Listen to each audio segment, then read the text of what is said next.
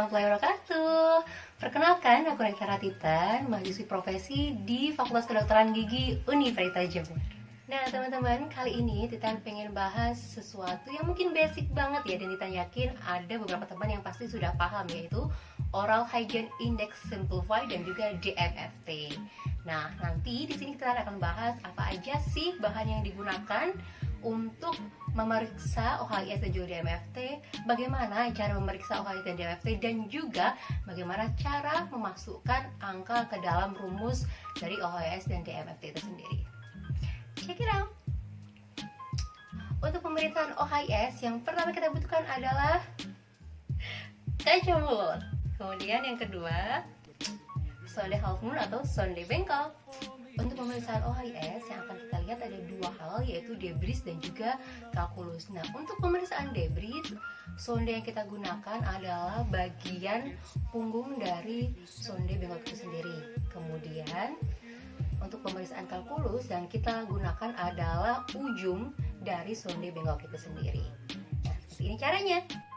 Gigi yang dilakukan pemeriksaan OHIS adalah gigi 46 sisi lingual, gigi 31 sisi labial, gigi 36 sisi lingual, gigi 26 sisi bukal, gigi 11 sisi labial, dan juga gigi 16 sisi bukal. Pemeriksaan pertama dimulai pada gigi molar satu rang bawah sebelah kanan atau gigi 46. Dimulai dari sepertiga oklusal. Jika terdapat debris, diberi skor 3. Jika tidak ada, dilanjutkan dengan sepertiga tengah. Dan jika ada, diberi skor 2. Jika tidak ada, dilanjutkan dengan sepertiga servikal. Jika terdapat debris, diberi skor 1, dan jika tidak ada, diberi skor 0. Untuk pemberian skor debris juga berlaku untuk gigi kedua dan juga gigi selanjutnya.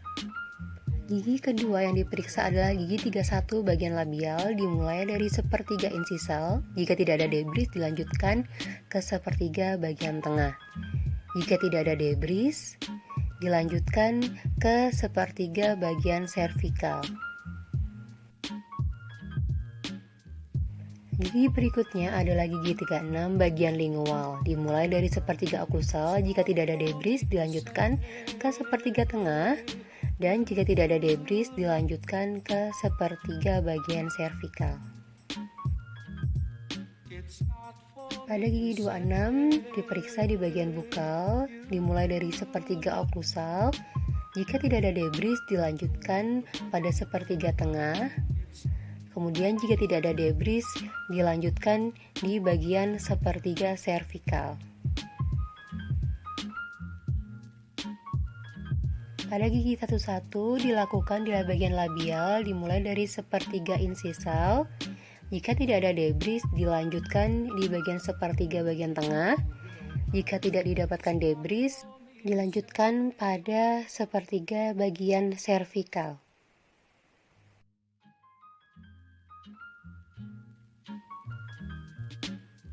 Gigi berikutnya yaitu gigi 16 bagian bukal, dimulai dari sepertiga oklusal. Jika tidak ada debris, dilanjutkan sepertiga bagian tengah. Jika tidak didapatkan debris, dilanjutkan ke sepertiga bagian servikal.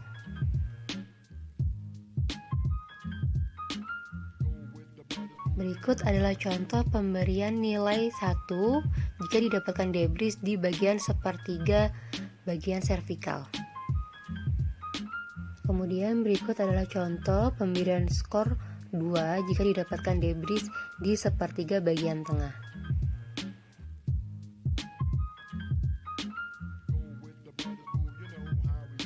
Dan berikut adalah contoh pemberian skor 3 jika didapatkan debris di bagian sepertiga oklusal maupun sepertiga insisal. Pada pemeriksaan indeks kalkulus, gigi yang diperiksa adalah sama, namun menggunakan cara yang berbeda. Untuk pemeriksaan indeks kalkulus, menggunakan ujung sonde yang dimulai dari gigi 46 dengan merabakan ujung sonde pada sepertiga bagian oklusal. Jika terdapat kalkulus, maka diberi nilai 3. Jika tidak ada, dilanjutkan ke bagian sepertiga tengah. Jika ada, diberi nilai 2. Kemudian jika tidak ada, dilanjutkan pada bagian sepertiga servikal. Jika ada, dibagi nilai 1. Untuk kalkulus pada subgingival, letakkan sonde di dalam distal gingival trabekular dan digerakkan pada daerah subgingival dari arah distal ke mesial. Oke, jadi untuk nilai dari debris index itu sendiri yaitu dengan menjumlahkan nilai dari debris kemudian dibagi dengan jumlah gigi yang telah diperiksa. Kemudian untuk nilai dari kalkulus indeks adalah dengan menjumlahkan nilai dari kalkulus kemudian dibandingkan dengan jumlah gigi yang telah diperiksa.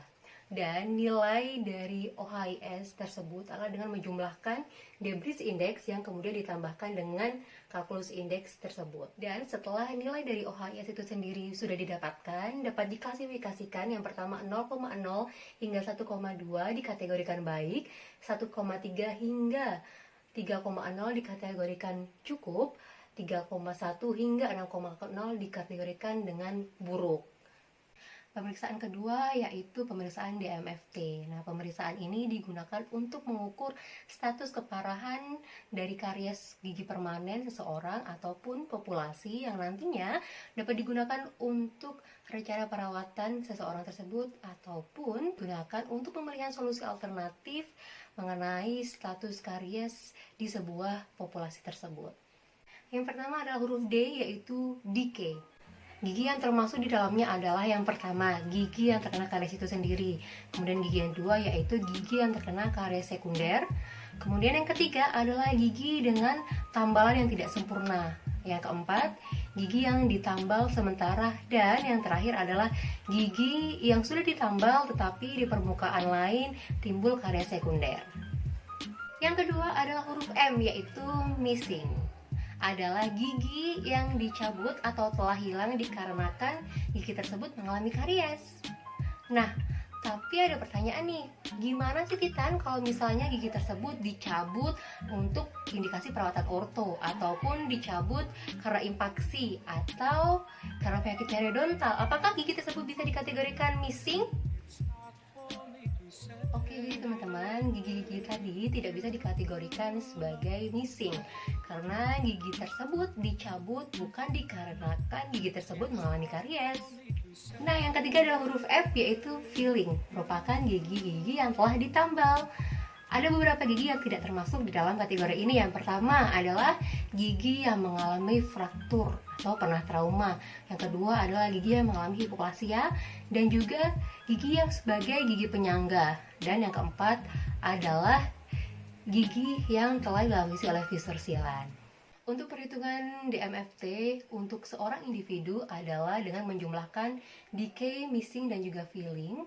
Dan untuk sebuah populasi adalah dengan menjumlahkan decay, missing, dan filling dibagi dengan jumlah dari orang yang telah diperiksa. Nah, jika sudah didapatkan nilai dari DMFT tersebut, sudah bisa diklasifikasikan. Yang pertama, 0,0 hingga 1,1 sangat rendah, 1,2 hingga 2,6 yaitu rendah, 2,7 hingga 4,4 yaitu sedang, 4,5 hingga 6,5 tinggi, dan lebih dari 6,5 adalah sangat tinggi. Oke teman-teman, itu tadi cara pemeriksaan dan juga penilaian dari All Hygiene Index Simplified dan juga DMFT. Semoga bermanfaat bagi kalian semua. Sampai bertemu di pembahasan berikutnya. See ya!